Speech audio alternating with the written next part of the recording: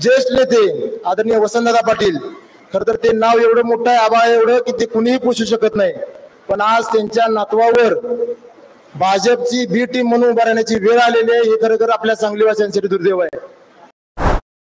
उपस्थित असणारे आपल्या देशाचे नेते आदरणीय शरदचंद्रजी पवार साहेब, त्याचप्रमाणे उपस्थित असणारे संजय राऊत साहेब, जयंतरावजी पाटील साहेब, ह्या विभागाचे आमदार आदरणीय सुमन काकी, आमदार अरुण अण्णा, त्याचप्रमाणे संपर्क प्रमुख शिवसेना पक्षाचे नितीन बानवडे पाटील सर व आता ज्यांनी मनोगत व्यक्त केलं ते आपले सर्वांचे लाडके युवक नेते रोहित दादा.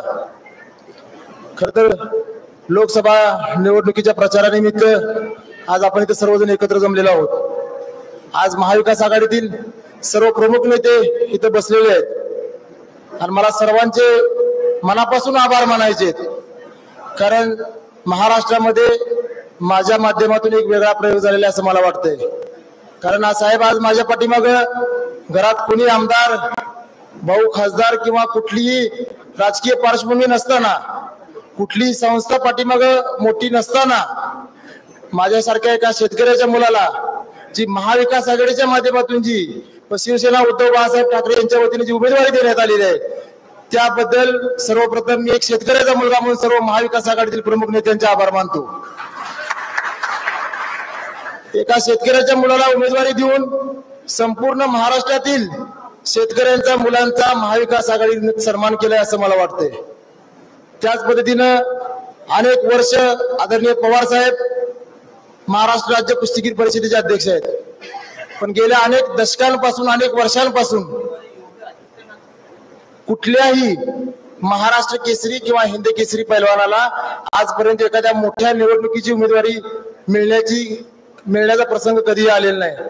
खर तर तुमच्या सर्वांच्या माध्यमातून आज एका डबल महाराष्ट्र केसरीला लोकसभेसारख्या देशातल्या सर्वात मोठ्या निवडणुकीची उमेदवारी आदरणीय पवार साहेब आहेत, उद्धव साहेब असतील, काँग्रेसचे सर्व ज्येष्ठ नेते असतील, यांच्या माध्यमातून एका पैलवानाला जी उमेदवारी दिलेली आहे, ती उमेदवारी सर्व महाराष्ट्रातील पैलवानांचा आपण सर्वांनी सन्मान केलाय असं मला एक कुस्तीगीर म्हणून वाटतंय.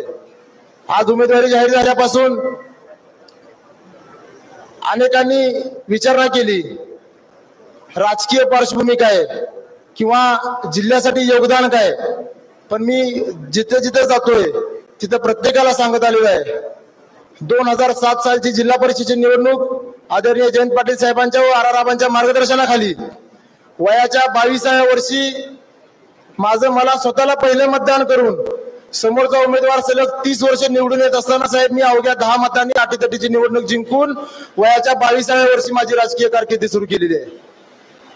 जिल्ह्यासाठी योगदान काय म्हणलं तर माझ्या कुस्तीची कारकीर्द सर्व लोकांनी इथे बसलेले बघितलेली आहे.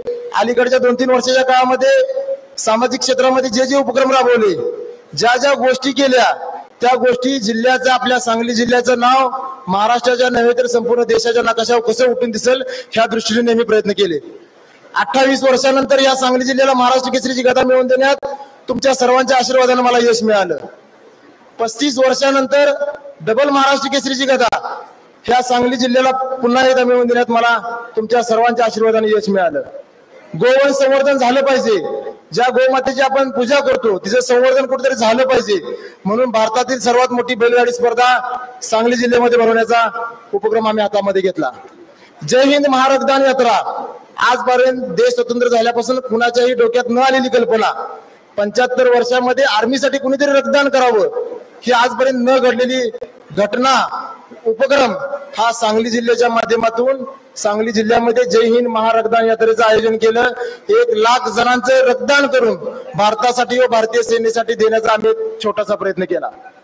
त्यानंतर भारतातील सर्वात मोठी तालीम उभा करण्याचं काम आज सांगली जिल्ह्यामध्ये चालू आहे. म्हणजे एका सामान्य शेतकऱ्याच्या मुलानं जिल्ह्यासाठी अजून काय केलं पाहिजे की तुम्ही माझी आज उमेदवारी मला लायक समजताल.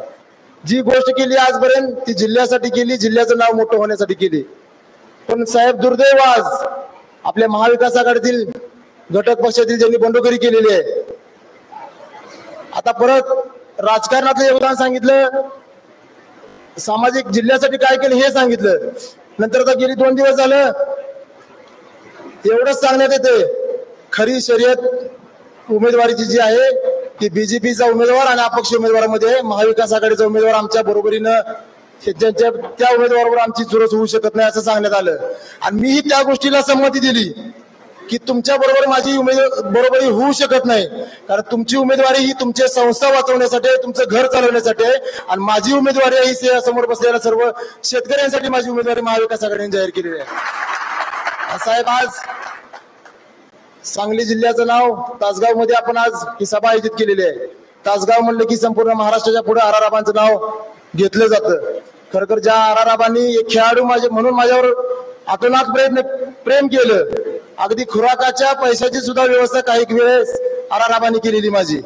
त्याच सांगली जिल्ह्यामध्ये आदरणीय जयंतराव पाटील साहेब असतील, काँग्रेस असेल, राष्ट्रवादी काँग्रेसचा मोठा इतिहास या सांगली जिल्ह्यामध्ये आहे। पण आज साहेब मला सांगताना एक सांगली जिल्हावासी म्हणून आम्हाला लाज वाटते।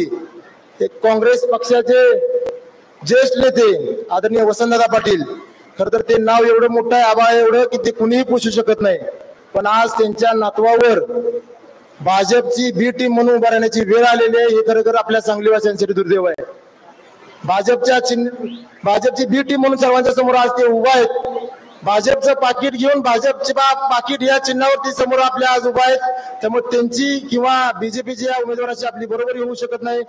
साहेब, आज एवढंच सांगतो, शेवटचं तुम्हाला, आज आराराबांच्या तालुक्यामध्ये आपण आज आलात, तासगाव कवठेमहांकाळ तालुका आबांच्या वरती प्रेम करत होता, तुमच्यावरती तितकाच प्रेम करतो, राष्ट्रवादी काँग्रेस पक्षावरही तितकाच प्रेम करतो। आज लोकसभेचा 4 तारखेला निकाल आहे, तुम्ही इथं येऊन गेलाय, त्यामुळं तासगाव कवठेमहांकाळ मतदारसंघातून महाविकास आघाडीचा उमेदवार म्हणून मला इथनं 50,000 लीड मिळणार एवढं मी एक अपेक्षा व्यक्त करतो। एक उमेदवार म्हणून थांबतो। जय हिंद, जय महाराष्ट्र। धन्यवाद। देश विदेशातील प्रत्येक घडामोडींचे लाईव्ह अपडेट मिळवण्यासाठी आता साम टीव्हीच्या सर्व सोशल मीडिया प्लॅटफॉर्मला लाईक, फॉलो आणि सबस्क्राईब करा। तसंच सर्व नोटिफिकेशनसाठी बेल आयकॉन प्रेस करायला विसरू नका।